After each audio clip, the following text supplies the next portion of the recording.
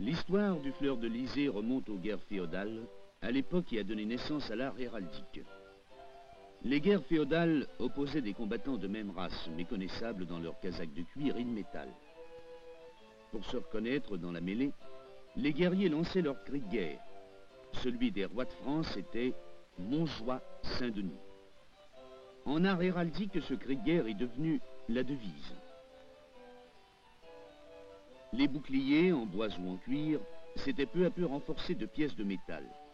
On commença à peindre de couleurs vives ces armatures qui ne tardèrent pas à s'uniformiser pour les gendarmes d'un même seigneur.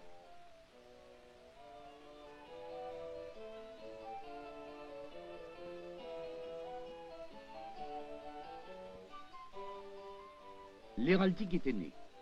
Les boucliers ornés de signes distinctifs devinrent les blasons des seigneurs, des rois, des grandes familles et des corporations de métiers. Encore de nos jours, le blason demeure l'emblème distinctif des pays, des États nationaux et des villes.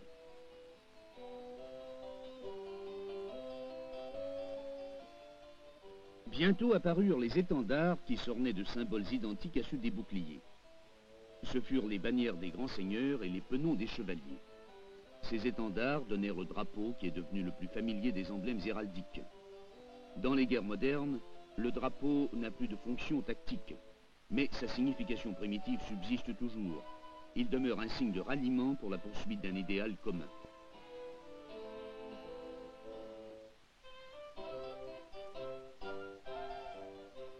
Lançant le cri de guerre, le chevalier banneret ralliait tous ses hommes sous la bannière du roi. Montjoie Saint-Denis! La devise a remplacé le cri de guerre, le blason, le bouclier orné, et le drapeau, la bannière. Mais la signification concrète de ces emblèmes n'a pas changé. Seuls les symboles héraldiques ont évolué avec les institutions qui les ont créés. Le lys héraldique a une origine lointaine et imprécise. Un fait demeure pourtant, à une époque reculée, le roi de France choisit comme emblème un semis de fleurs de lys. La croix rouge fut le grand signe de ralliement des croisades. Jamais symbole héraldique ne rallia autant d'adhérents et n'imprima un élan aussi puissant que cette levée de l'Europe entière contre l'infidèle. Leur grande mission accomplie, les chevaliers échangèrent leur croix rouge pour une croix blanche. Les rois de France ajoutèrent bientôt cette croix blanche au lys de leurs étendards.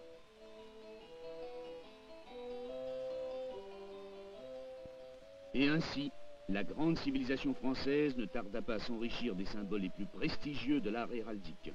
La croix blanche, souvenir des croisades et des grands ordres de chevalerie, et, comme l'appelle un vieux chroniqueur, la plus belle fleur du parterre du blason, cette fleur de lys qui s'identifia très tôt à l'âme française.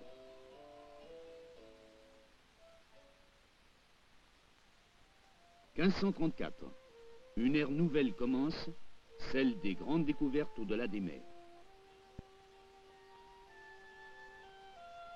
À Gaspé, au nom du roi de France, Jacques Cartier plante une croix et inaugure ainsi l'histoire canadienne de la fleur de lys.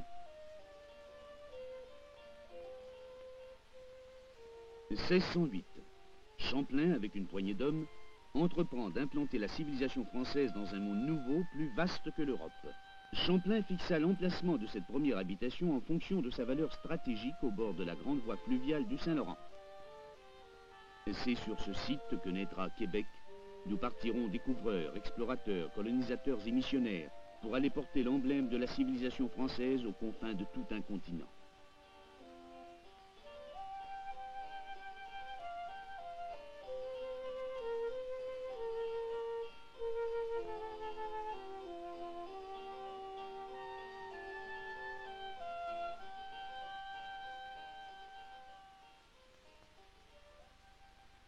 « 1759. L'Angleterre convoitait depuis longtemps ce vaste empire. 4 attaques avaient été infructueuses, mais le sort des armes allait pourtant favoriser Wolfe. Durant la nuit, les soldats anglais escaladèrent la falaise, et le lendemain, sur les plaines d'Abraham, un bref combat changea le cours de notre histoire. Mortellement blessé, Montcalm mourut au milieu des ruines de la colonie. Mais les lys des étendards français ne devaient pas être entraînés dans la défaite. Pourtant, avant de les livrer au feu, chacun en gravait l'image dans son cœur. L'emblème de la vie française en Amérique ne devait pas disparaître.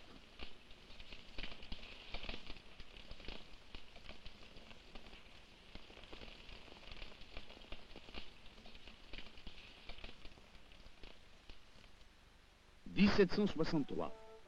Les lions du blason anglais succèdent aux lys. Le régime anglais commençait et aussi les luttes parlementaires pour la sauvegarde de nos libertés essentielles. De ces débats souvent orageux allait naître la nation canadienne. À partir de 1867, date de la Confédération, notre histoire s'accélère. En 1931, le traité de Westminster consacre officiellement la souveraineté du Canada.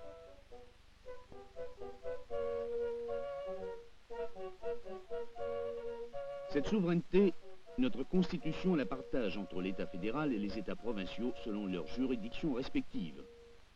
La province de Québec devient alors complètement autonome dans les manifestations essentielles de sa survie nationale, en particulier la religion, la langue et l'éducation. Peu à peu, les lys réapparaissent sous le ciel québécois. Et en 1948, le fleur-de-lysée est proclamé le drapeau officiel de la province de Québec. Il est ordonné que le drapeau généralement connu sous le nom de drapeau fleur-de-lysée, c'est-à-dire drapeau à croix blanche sur champ d'azur et avec lys, soit adopté comme drapeau officiel de la province de Québec et arboré sur la tour centrale des édifices parlementaires à Québec.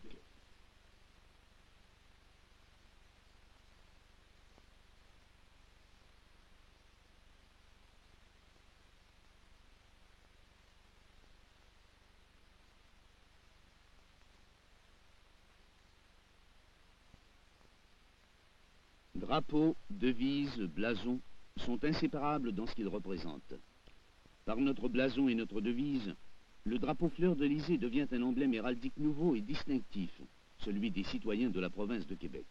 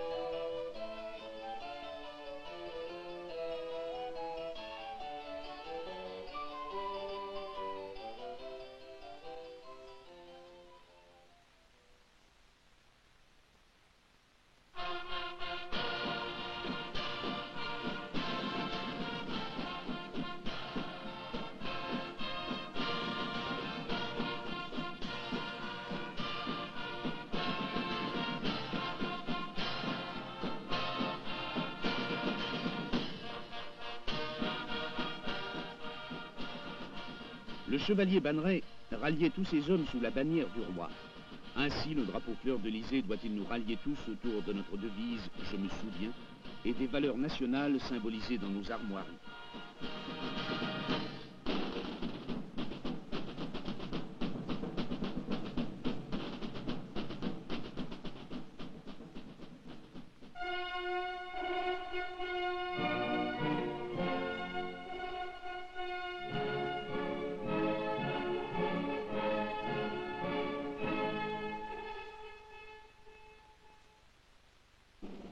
Au jour de grandes solennités, de deuil national, de réjouissances populaires, de fêtes patriotiques, le drapeau arboré partout rend présentes et vivantes dans l'esprit des citoyens et des étrangers les valeurs qu'il représente, institutions religieuses, culturelles, politiques et juridiques, et tout ce qui nous définit comme citoyens appartenant à une communauté politique autonome.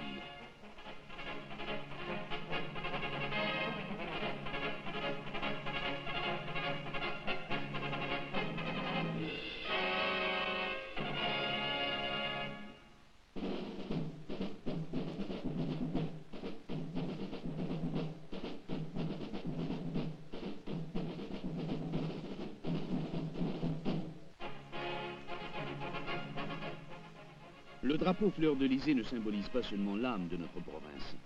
Il évoque aussi sa réalité physique, géographique et économique. Richesse naturelle, fertilité de la terre québécoise, horizon illimité de ses régions agricoles.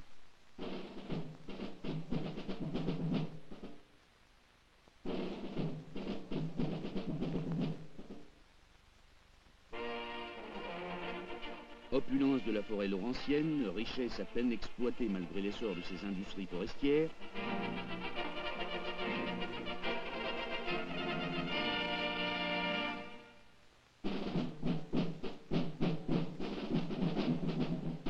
Réserve insoupçonnée de son potentiel hydroélectrique.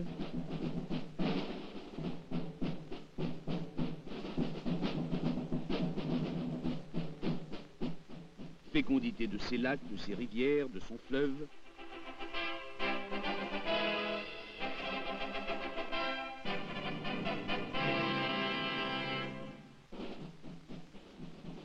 Richesse minière, puissance industrielle, ce sont toutes ces valeurs que le fleur-de-lysée rappelle à l'esprit de la grande communauté canadienne et des autres peuples. Le drapeau de la province de Québec restera l'expression permanente de son âme nationale, dessinant dans le ciel québécois fleurs de lys et croix d'argent sur fond d'azur.